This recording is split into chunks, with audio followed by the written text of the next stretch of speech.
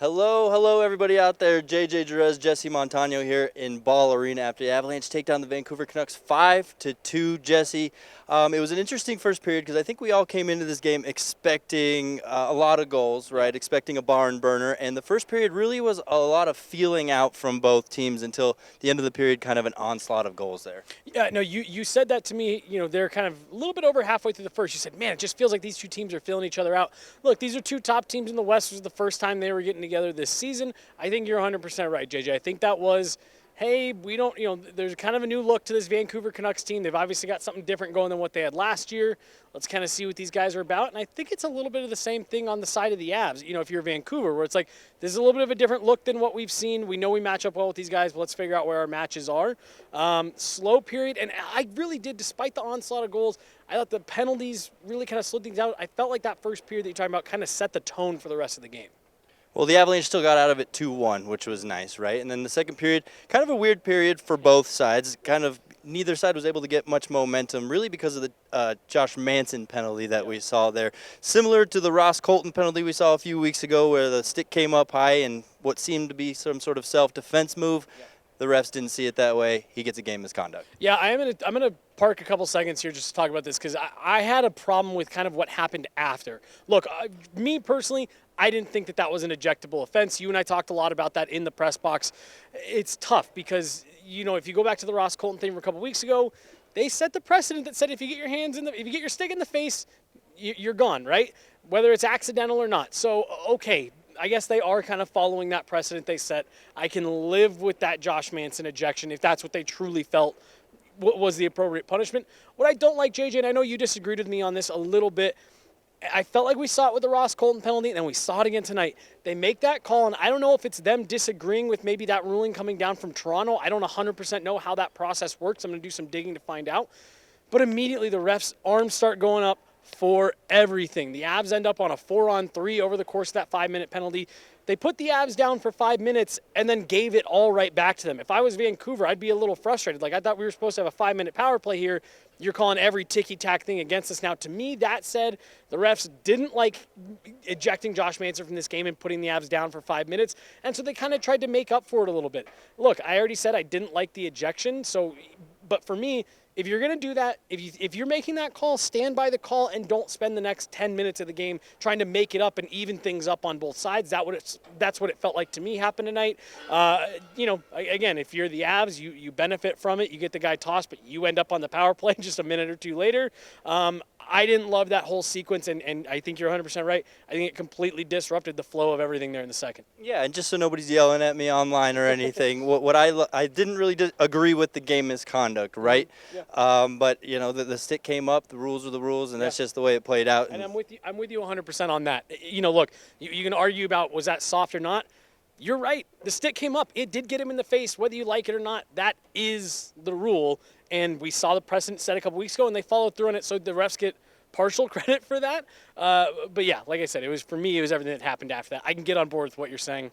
Rules are the rules. Sure. And then the third period is really when the Avalanche won the game, right? Not only did they take the lead, but they also shut it down and kind of came up with their own onslaught of goals during the third period. So, really taking advantage of, I guess, the momentum swing.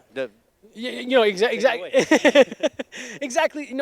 I'm with you because that, and again, we saw it with the Ross Colton thing in the New Jersey game a couple weeks ago.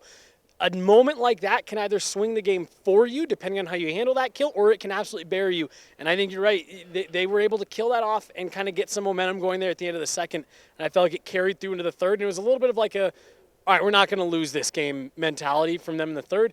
They've had some good third periods. That Nashville, the last minute in Nashville puts a really bad taste in your mouth. But I do honestly think Seattle, New Jersey, Anaheim, St. Louis, they've had some really strong third periods where they've been able to shut it down. I thought tonight was another example of that. Yeah, absolutely. And Riley Tufte, of course, the goal that put the Avalanche ahead. We spoke to him about it. Just classic Riley Tufte stuff. I think, just trying to be, in the goalie's eyes and whether it hits off me or not. If the goalie can't see it, I'm doing my job. So just trying to create some havoc in front of the net and was able to do it on that play. So, yeah, good goal from Riley Tufte. You kind of saw that offensive pattern from the Avalanche, right? Running the puck up to the defensive player and just getting the shot from the blue line and getting traffic. You saw them really work that strategy a lot tonight. You hear guys talk a lot about simplifying the game when things aren't going well. That's simplifying the game right there. Get the puck to your best, most talented players, guys where they're in dangerous areas of the ice, and then put traffic to the net. You talked to Riley Tufte about this a week or whenever he got that first call, 2 weeks ago, about what do you want to bring? And he said, I want to do the same thing that I'm doing with the Eagles. That's what we're seeing him do in the AHL. That I love to see him translating that game here. How many times have you and I talked about guys get called up and they kind of start changing their game to try to do what they think teams want them to do instead of just doing what's made them successful and gotten them that call up. I thought Riley Tufte did that, and he ends up with a goal on, a goal in the goal column, and it ends up being the game winner. Helps get the Av over the hump. He's doing what he's been doing all season in the AHL. Yeah, I mean, he slots in for Logan O'Connor, right? And so he gets put in on that Ross Colton, Miles Wood line, and he's a great fit on that line. I mean, the physical side of it, I wish we could see more of it, but of course, Logan O'Connor, I think, is more missed on that line than wanting to have Riley Tufte there all the time. As good as Riley Tufte, I thought, played tonight, you're 100% right. Logan O'Connor has that, not to be too dramatic, but he has those intangibles that just click with that line. The Avs have really found something here. Should say, Jared Bednar said lower body, day-to-day. I don't think this is going to be anything too serious. They pulled him out of the lineup at the last second, get Riley Tufte in there. You're right. I think Tufte was good, scores a game-winning goal, so you can't complain. You could definitely tell that they were missing Logan O'Connor there, though. Finally, Alexander Georgiev starting to look like himself. I go back to that 8-2 loss with the St. Louis Blues, and if you remember, Jared Bednar called out a number of positions on his team, but he started with the goaltenders, right? He said the goaltenders are getting beat by the opponent's goaltenders. I think ever since that day, Alexander Georgiev's responded really well. Yeah, no, I'm with you. And he looks like he's battling, right? Not fighting the puck, not battling the puck, but he's fighting to get into position to make good saves. And again, kind of like what we were just talking about with the Avs going back to basics, crashing the net. Same thing for Georgiev.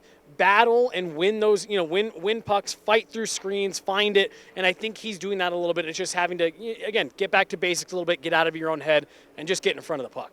Yes, sir. Yes, sir. That'll do it. So, of course, the Avalanche take on the Minnesota Wild on Friday, and they're right back here at Ball Arena on Saturday. So, quite the heavy workload here surrounding Thanksgiving, but it looks like that's exactly what the Avalanche want. They got a little bit of momentum just trying to build off of it. So, for Jesse, I'm JJ. Happy Thanksgiving, everybody, from Guerrilla Sports.